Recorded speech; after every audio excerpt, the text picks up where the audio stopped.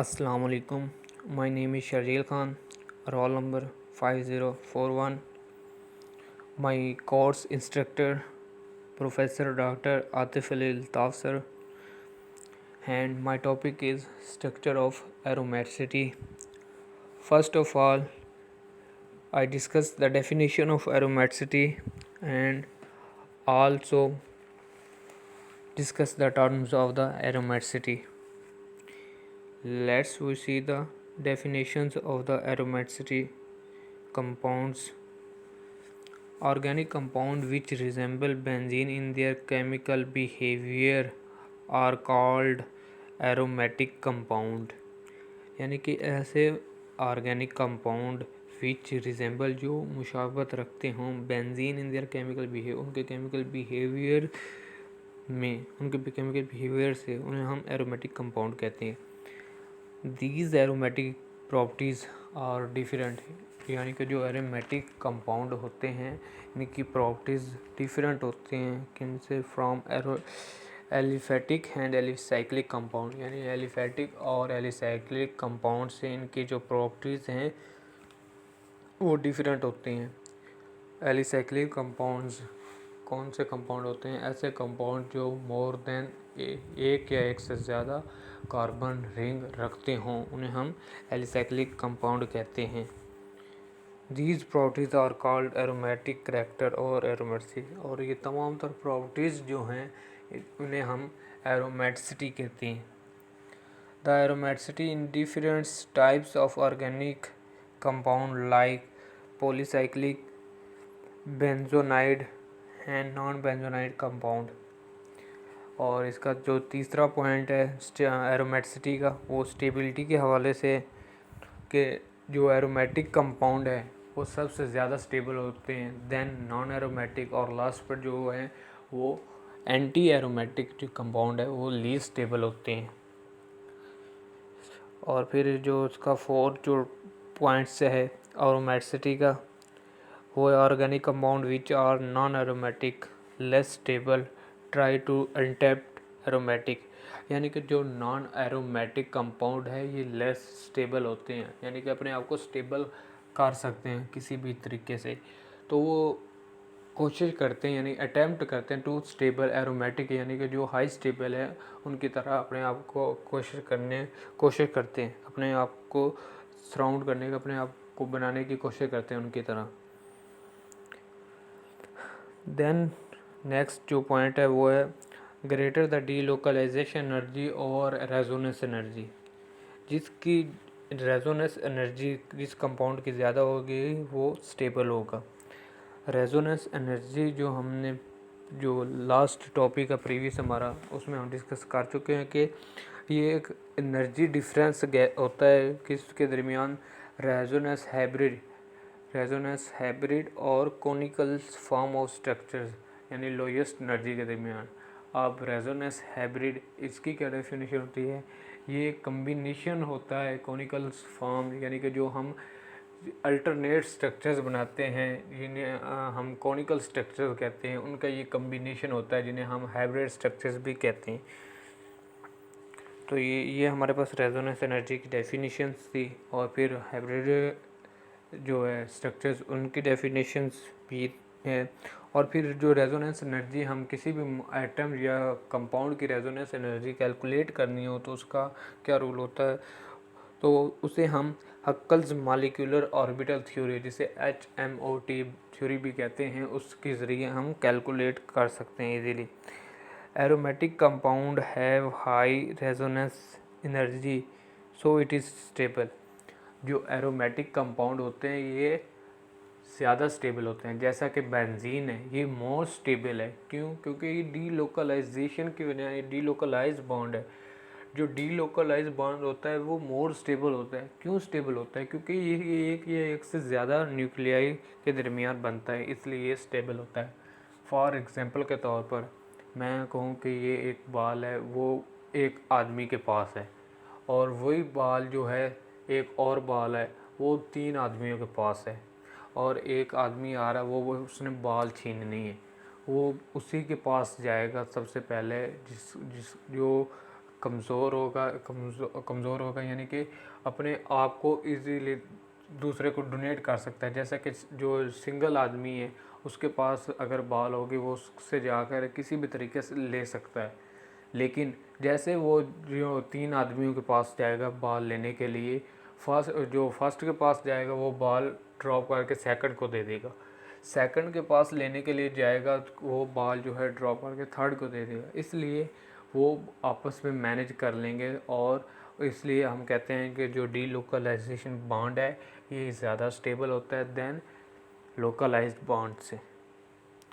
और उसका नेक्स्ट जो पॉइंट है वो एंटी एरोमेटिक कंपाउंड है ज़ीरो और लो रेजोनेंस एनर्जी। जो एंटी एरोमेटिक कंपाउंड होते हैं इनकी या तो बहुत कम एनर्जी होती है या फिर हम कंसीडर ही नहीं करते, सो इट इज़ अनस्टेबल, इसलिए ये अनस्टेबल मॉलिक्यूल्स होते हैं।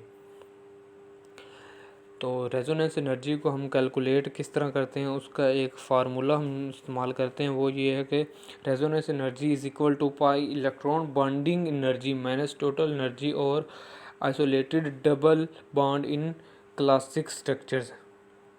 तो फिर आगे डिफरेंस आ गया एरोमेटिक एंटी एरोमेटिक। इससे पहले मैं कुछ हक्कल्स रूल के बारे में बताना चाहता हूँ। और एरोमेटिसिटी जो है इसकी टर्म्स हैं, बेसिकली इसकी 3 टर्म्स है, यानी कि एरोमेटिक क्या होता है, एंटी एरोमेटिक क्या होता है और नॉन एरोमेटिक क्या होता है।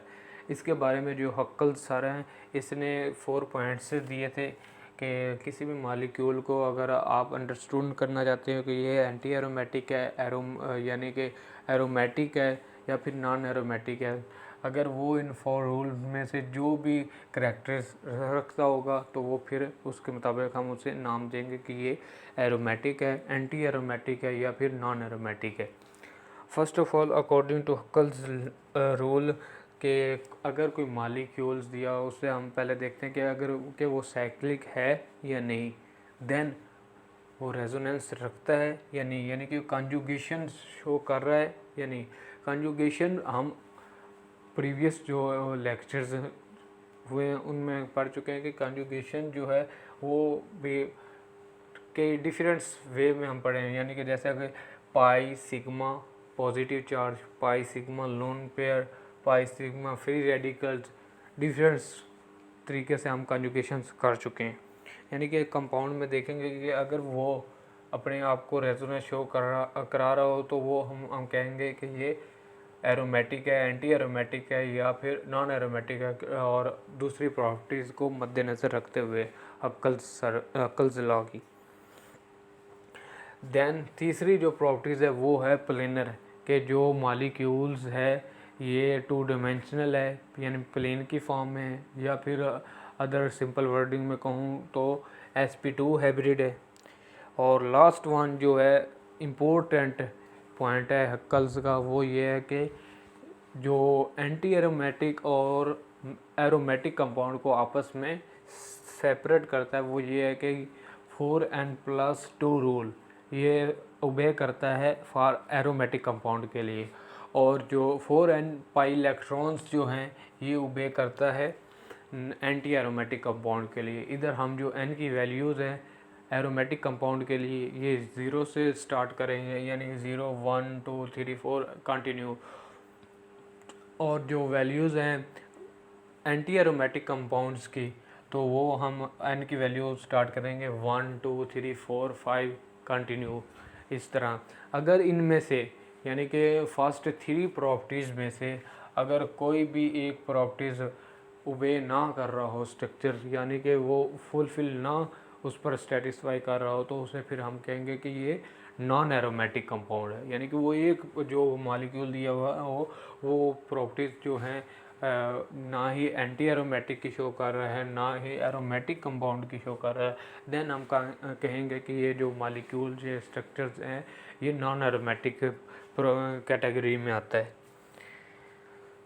देन एरोमेटिसिटी का जो मीनिंग है वो हम समझ लेते हैं कि एरोमेटिसिटी का क्या मीनिंग है। तो ये एरोमेटिसिटी कंपाउंड जो है ये ओरिजिनेटेड है from the aroma of benzene compound, benzene like compound, यानी कि एरोमा से इससे हम ओरिजिनेटेड किया है, जिसे हम बेंजीन कंपाउंड्स के तौर पर भी, यानी कि बेंजीन लाइक कंपाउंड्स होते हैं ये। फिर कंडीशंस जो हैं एरोमेटिसिटी की क्या क्या कंडीशन हैं जो मैं पहले आपको बता चुका हूँ। अक्कल्स ने जो दी थी कंडीशंस वो ये कि the molecule is a cyclic, यानी कि रिंग ऑफ एटम, एक रिंग की फॉर्म में होना चाहिए। द मॉलिक्यूल इज़ प्लेनर, यानी कि वो मॉलिक्यूल जो है प्लेन होना चाहिए। sp2 हाइब्रिड होना चाहिए, सेम प्लेन में होना चाहिए। तीसरी जो है ये वो फुली कॉन्जुगेटेड या रेजोनेंस हो, इसलिए जो मैंने थर्ड पॉइंट कहा था कि वो रेजोनेंस शो करे या फिर कॉन्जुगेटेड हो। और जो लास्ट वन जो है वो मैं आपसे पहले डिस्कस कर चुका हूँ कि 4n+2 for aromatic and 4n electrons for anti aromatic, and if they have the one condition or fail boosts for, then we consider in the for non-aromatic compound. then इसके बाद हम कुछ एग्जाम्पल को discuss करते हैं। Hückel's के जो 4 rule हैं उसके मुताबिक अगर कोई भी स्ट्रक्चर हो तो उसमें हम किस तरह पता लगा सकते हैं कि ये मॉलिक्यूल या स्ट्रक्चर जो है ये एंटी एरोमेटिक है, एरोमेटिक है या फिर नॉन एरोमेटिक है। तो फर्स्ट ऑफ ऑल हम जो एग्जांपल है वो लेते हैं साइक्लोप्रोपीन की एग्जांपल लेते हैं। और हम फर्स्ट ऑफ ऑल देखते हैं कि एरोमेटिक में जो हमने प्रॉपर्टीज़ पढ़ी हैं अक्ल की वो क्या है, साइक्लिक होना चाहिए। ये कंपाउंड क्या साइक्लिक है? जी ये साइक्लिक कंपाउंड है। देन सेकंड जो उसका पॉइंट है वो है रेजोनेट, यानी कि कॉन्जुगेटेड है। ये कॉन्जुगेटेड है? नहीं, ये कॉन्जुगेटेड नहीं है क्योंकि सिग्मा पाई सिग्मा शो करना चाहिए। ये शो कर रहा है पाई सिग्मा फिर सिग्मा, तो ये कोई कॉन्जुगेशन या रेजोनेंस शो नहीं कर रहा। इसलिए मैंने पहले कहा था अगर इनमें से एप्कल्स की जो फर्स्ट 3 कंडीशन में से एक भी अगर फेल हो जाए तो वो फिर नॉन एरोमेटिक कंपाउंड की कैटेगरी में चला जाता है, इसलिए ये फिर नॉन एरोमेटिक कंपाउंड है। नेक्स्ट जो है वो साइक्लोप्रोपाइनल कटाइंस। फर्स्ट ऑफ ऑल हम अक्कल्स के जो पॉइंट हैं उसको मद्देनज़र रखते हुए देखते हैं कि ये जो मॉलिक्यूल है साइक्लोप्रोपाइनल कटाइंस, ये एक क्या ये साइक्लिक है? जी ये साइक्लिक कंपाउंड है। रेजोनेंस है इसमें, हाँ ये रेजोनेंस शो कर रहा है। कैसे रेजोनेंस शो कर रहा है? कंजुगेशन, ये किस तरह मॉलिक्यूल शो कर रहा है? हमने कंजुगेशन पढ़ी है प्रीवियस लेक्चर में कि pi sigma positive charge, pi sigma lone pair, pi sigma free radicals, तो ये एक तरह की कंजुगेटेड है, फुली तौर पर ये कंजुगेशन शो कर रहा है।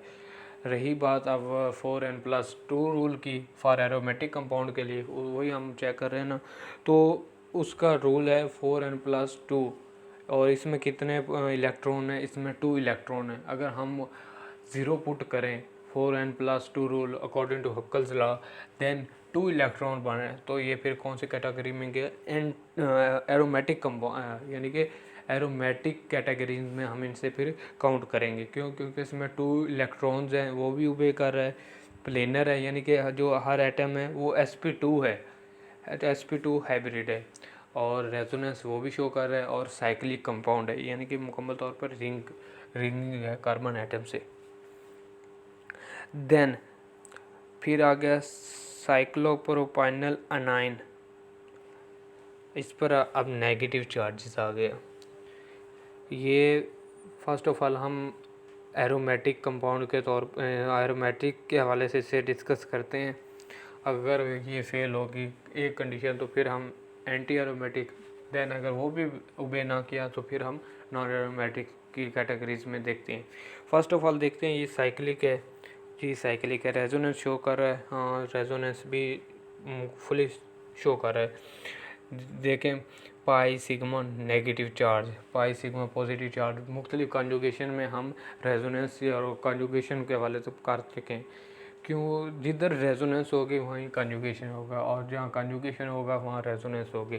जो जिधर रेजोनेंस फेल हो जाएगी वहाँ पर कॉन्जुगेशन वैलिड होगा, जिधर कॉन्जुगेशन फेल हो जाएगा वहाँ पर रेजोनेंस जो है वो वैलिड होगा। और तीसरी जो है पॉइंट है वो प्लेनर है, यानी कि ये sp2 हाइब्रिड है। sp2 हाइब्रिड जो है ये यानी कि साइक्लोप्रोपाइनल जो है ये sp2 है। हर कार्बन एटम जो है वो थ्री थ्री यानी कि 2 का हाइड्रोजन एटम से अपने अपने आप को स्टेबल किया हुआ है, यानी रिंग बनाया हुआ है। और रही बात अब लास्ट जो है 4n+2 और 4n पाई इलेक्ट्रॉन की, इसमें 4 इलेक्ट्रॉन है। एक 2 इलेक्ट्रॉन जो है वो नेगेटिव चार्ज की वजह से है और 2 इलेक्ट्रॉन जो है वो बॉन्ड की वजह से है, इसलिए 4 इलेक्ट्रॉन है। और 4 इलेक्ट्रॉन जो है वो 4n पाई इलेक्ट्रॉन जो है ये एंटी एरोमेटिक कंपाउंड के लिए वैलिड है, इसलिए इसे हम कहेंगे ये एंटी एरोमेटिक कंपाउंड है। देन साइक्लोपेंटाडाइन के हवाले से हम डिस्कस करेंगे कि ये कौन सी कैटेगरी शो कर रहा है। फर्स्ट ऑफ ऑल ये साइक्लिक है। देन रेजोनेंस, ये रेजोनेंस शो नहीं कर रहा, क्यों? अगर हम लेफ़्ट साइड से आए देन भी फिर भी ये रेजोनेंस शो नहीं कर रहा, अगर राइट साइड से आए फिर भी ये अपने आप को रेजोनेंस यानी अल्टरनेट नहीं कर रहा है।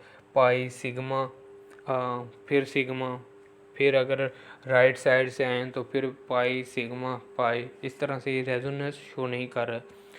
और ये प्लेनर नहीं है, क्यों? क्योंकि जो इसका ये एक हर कार्बन जो एक कार्बन एटम है ना, जिधर बॉन्ड नहीं बना हुआ, तो ये sp3 शो कर रहा है, यानी कि एक कार्बन एटम जो है 3 हाइड्रोजन के साथ अपने आप को अटैच किए हुए हैं, तो ये sp3 शो कर रहा है। अगर इनमें से एक पे जो फर्स्ट 3 कंडीशन है एरोमेटिक और एंटी एरोमेटिक, उनमें से अगर फेल हो जाए तो अकॉर्डिंग टू हक्कल्स लॉ ये फिर नॉन एरोमेटिक कैटेगरीज में चला जाता है। देन जो एग्जांपल है नेक्स्ट वो है साइक्लोकैटिटेरियन या बेंजीन, जिसे हम बेंजीन के तौर पर भी जानते हैं। फर्स्ट ऑफ ऑल इसे हम देखें कि ये साइक्लिक है और देन दूसरी जो कंडीशन है वो कॉन्जुगेशन है, यानी कि रेजोनेंस है। फुली तौर पर बेंजीन जो है ये कॉन्जुगेटेड शो करता है, ये तो सब जानते हैं। और तीसरी जो है ये प्लेनर है, यानी कि हर कार्बन एटम जो है ये 2 हाइड्रोजन से अपने आप को अटैच किए हुए है, यानी कि बेंजीन के हर जो है कॉर्नर पर एक हाइड्रोजन जो है वो अवेलेबल होता है और दूसरा जो है वो अपने आप को बॉन्डिंग में इन्वॉल्व किया होता है उसने। और फिर जो है 4n+2 रूल वो यूज़ करते हैं। इसमें कितना जो बॉन्डिंग है वो है 6 जो है वो 4n+2, अगर हम उधर 1 पुट करेंगे तो वो 6 बन रहे हैं इलेक्ट्रॉन, तो ये एरोमेटिक कंपाउंड के लिए हम इधर इस्तेमाल करेंगे। एरोमेटिक कंपाउंड है, benzene is the aromatic compound. फिर अगर जो एग्जांपल है वो है साइक्लोकैटिटेरियन। ये जो एग्जांपल है इसमें हम फर्स्ट ऑफ ऑल देखेंगे कि अगर हक्कल्स के जो 4 रूल हैं उसको मद्देनज़र रखते हुए कि ये साइक्लिक है और देन रेजोनेंस ये भी शो कर रहा है, यानी कि अपने आप को अल्टरनेट कर रहा है, यानी पाई सिग्मा फिर पाई फिर सिग्मा। और प्लेनर इधर से हम डिफरेंस इधर से आएगा, ये एक प्लेनर है, ये भी कंपाउंड है, क्या है? प्लेनर है। प्लेनर नहीं है, ये मैं आपको इसकी रीज़न भी बताऊंगा ये प्लेनर क्यों नहीं है। क्योंकि अगर ये बात ध्यान में रखना कि अगर जिसमें स्ट्रक्चर में 8 या फिर 12 या फिर 16 इलेक्ट्रॉन्स आ जाएं, यानी कि जिसमें बहुत ज़्यादा number of the electron increase करे, वो फ्लेक्सिबल हो जाता है, यानी कि अपने आप को एग्जिस्ट नहीं करता, फ्लेक्सिबल हो जाता है। नॉन फ्लेक्सिबल होने की वजह से ये जो कंपाउंड हैं ये फिर एंटी एरोमेटिक के बजाय नॉन एरोमेटिक में चले जाते हैं, अपने आप को एग्जिस्ट नहीं करते और ये फिर नॉन प्लेनर स्ट्रक्चर शो करते हैं। यही वजह है कि साइक्लोकैटिटेरियन जो है एंटी एरोमेटिक के बजाय नॉन एरोमेटिक कंपाउंड में ज़्यादा एग्जिस्ट करता है।